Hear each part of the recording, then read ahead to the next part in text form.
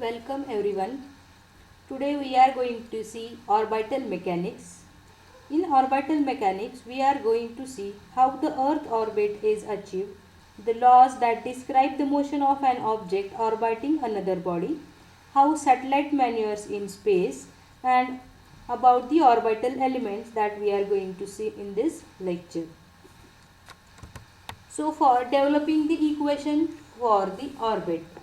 So to achieve a stable orbit around the Earth, a spacecraft must first be beyond the bulk of the Earth's atmosphere, that is in what is popularly called a space.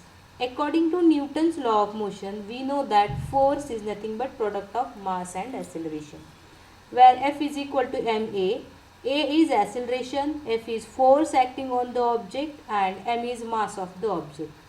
It helps us to understand the motion of the satellite in a stable orbit with neglecting the any atmospheric drag and the other perturbing forces on the satellite.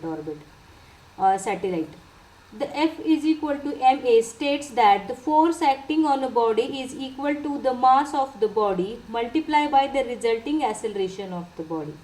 Thus, for a given force, the lighter the mass of the body, the higher the acceleration will be.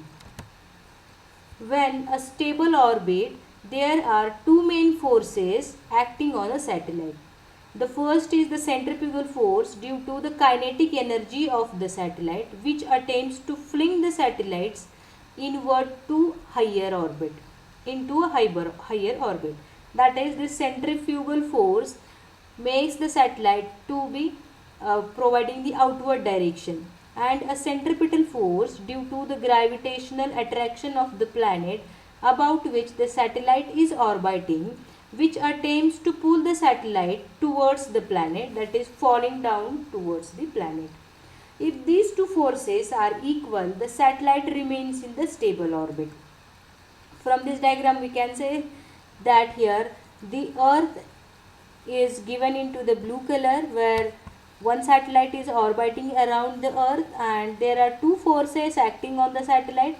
This first is the centrifugal force. Because of the kinetic energy of the satellite, this will make, or this force will cause the satellite to be dragged outside to the orbit, or it will direct it towards the outward of the orbit. And the another force, centripetal force, that will cause the satellite to be fall down towards the planet. When these two forces are equal, satellite will remain into the stable orbit. Forces involved in the orbital mechanics. There are two relevant forces involved. First is the gravitational force, that is attraction between any two objects, and the second is centrifugal force, that is an outward directed force that normally balances the inward directed centripetal force. The standard acceleration due to gravity at the Earth's surface is 981 centimeter per second square. The value decreases with the height above the Earth's surface. That is, acceleration due to the gravity value decreases as we are going upward higher and higher from the surface of the Earth. The acceleration a due to the gravity at a distance r from the center of the Earth is given as a is equal to mu by r square kilometer per second square, where the constant mu is the product of the universal gravitational constant g and the mass of the Earth me. So we can define mu as g into me. The product gme is called as Kepler's constant and has the value 3.98 into 10 raised to 5 kilometer cube by second square. The universal gravitational constant g is 6.672 into 10 raised to minus 11 Newton meter square per kilogram square. The mass of the Earth is me is 5.97 into 1024 kg. Since force is mass into acceleration, the centripetal force acting on the satellite Fn, that is because of the gravitation of the Earth, is given by Fn is equal to m into mu by r square, which is equal to m into gme by r square. In a similar fashion, the centrifugal acceleration is given by a is equal to v square by r. which will give the centrifugal force F out, that is because of the kinetic energy of the satellite, is m into v square by r. If these forces of the satellite are balanced, that is F in is equal to F out, m we can define m into mu by r square is equal to m into v square by r. And when solving for the v, that is nothing but the velocity of the satellite in a circular orbit, is given by v is square root of mu by r. If the orbit is circular, the distance travelled by a satellite in one orbit around a planet is 2 pi r, where r is the radius of the orbit from the satellite to the center of the planet. Since distance divided by velocity equals time to travel the distance, the period of satellite's orbit t will be given as t is equal to 2 pi r by v. We know that v is velocity, which is square root of mu by r. So the time period t is 2 pi r raised to 3 by 2 divided by mu raised to 1 by 2.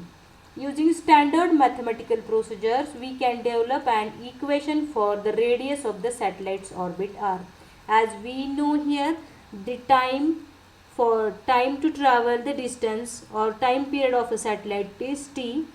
Now we can find out the orbital radius r. Hence, for here, first of all, we should know the some planetary motions or laws of the planetary motions, which is given by the Keplers. There are 3 laws given by the Keplers. First of all, we will see the 3 different laws given by the Kepler. Johannes Kepler, in his period 1571 to 1630, was a German astronomer and scientist, developed 3 laws of planetary motion by careful observation of the behavior of the planets in the solar system over many years. The Kepler's 3 laws are: first law will state that the orbit of any smaller body about a larger body is always an ellipse. It is not circular, and with the center of mass of the larger body as one of the foci.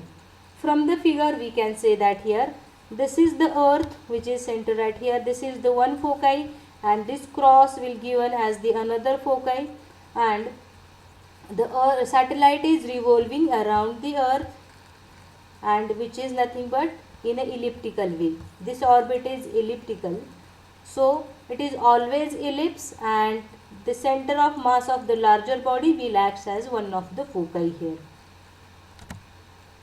Second law is the orbit of the smaller body sweeps out equal areas in equal time period.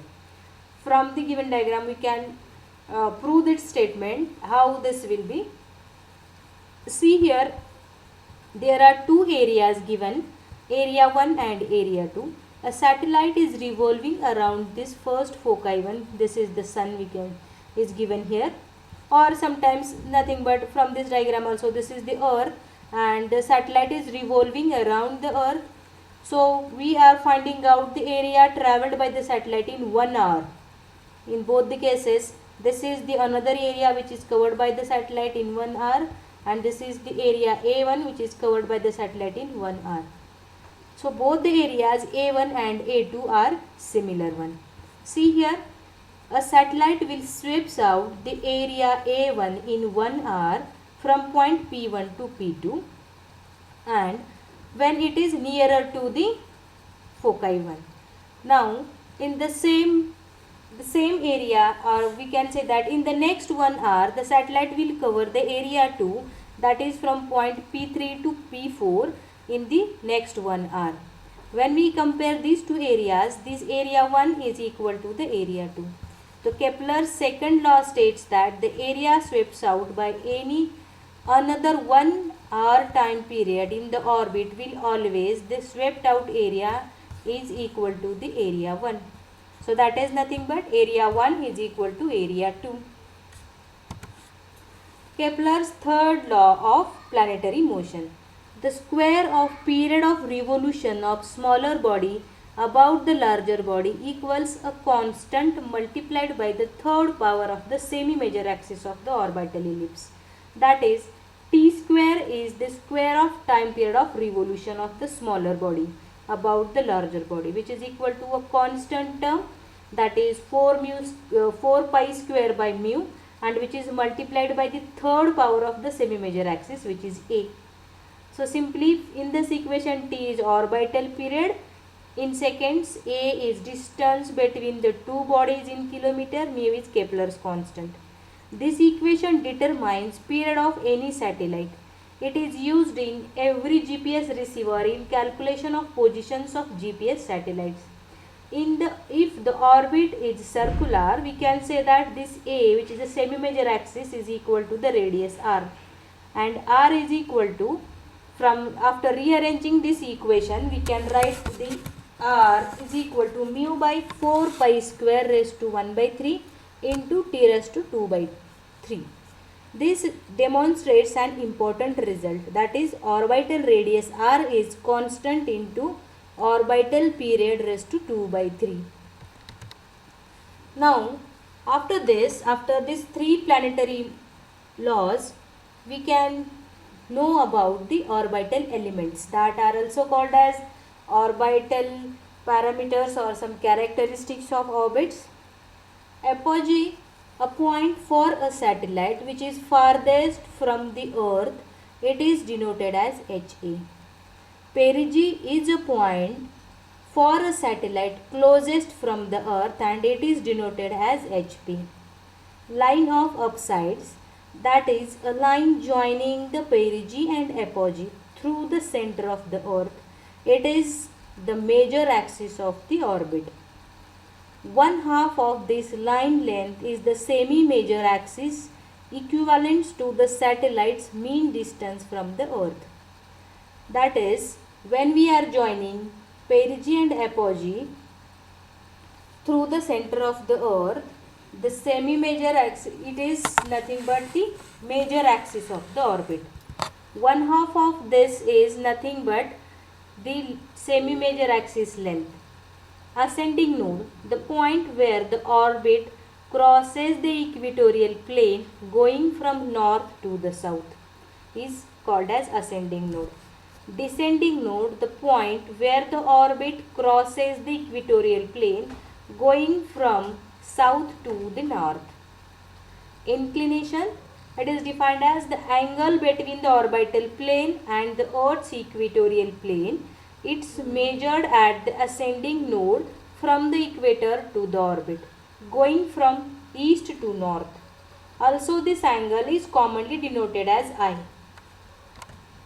Now, in this figure, we can see what is apogee, what is perigee, then what is ascending node, descending node, equatorial plane. So, this is the equatorial plane and this is the line of nodes is given here, which is joining the two perigees, is called as line of node. This is apogee. Apogee is the farthest distance from the center of the earth. Perigee is the shortest distance from the center of the earth. This theta I is the inclination with respect to the equatorial plane. This is line of upsides. Ascending node is the point at which the orbit crosses the equatorial plane going from south to north, and descending node is, it is the point on the equatorial plane when orbit crosses the equatorial plane going from north to south. Line of nodes, the line of joining the ascending and descending nodes through the center of the earth. Argument of perigee, an angle from the point of perigee measure in the orbital plane at the earth's center in the direction of the satellite motion. Here we can clearly see that this is the equatorial plane, this is the north of the earth, and what is this perigee, and this is the line of node. Right ascension of ascending node. The definition of an orbit in space, the position of ascending node is specified, but as the earth spins, the longitude of ascending node changes and cannot be used for reference. Thus, for practical determination of an orbit, the longitudinal and the time of crossing the ascending node is used. For absolute measurement,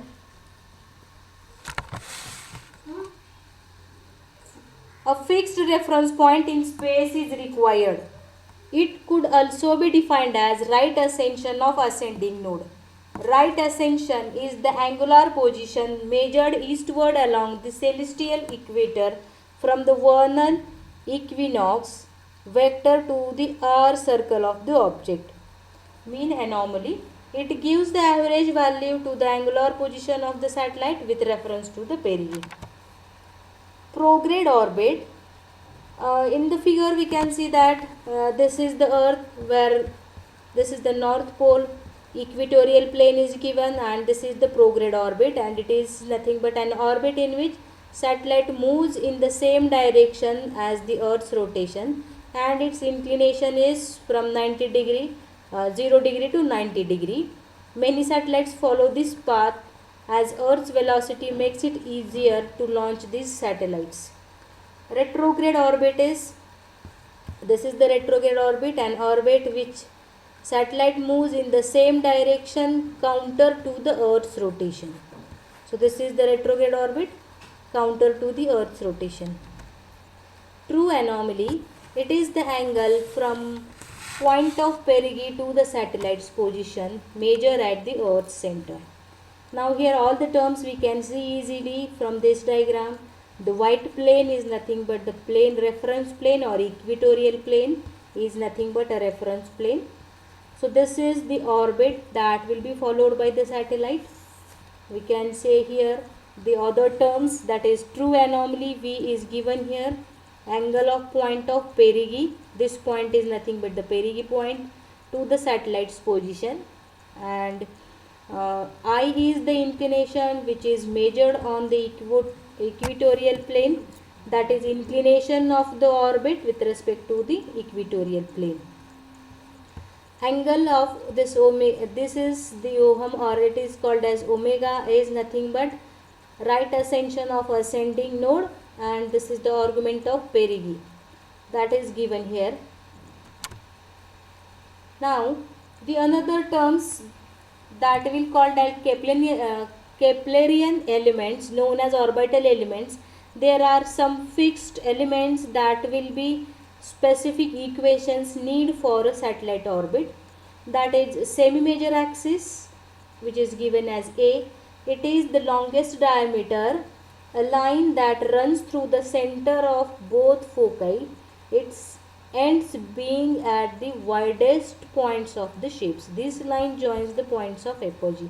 That is, we consider this is the center of the ellipse, and or this is the satellite's orbit in which it is rotating around the earth. So these 2 points are 2 perigee apogee points, which are the farthest from the center of the earth. So when we are joining the line, or this is my F1 and this is F2, line joining the two foci through the center of the earth is called as semi-major axis. That is, A is the semi-major axis.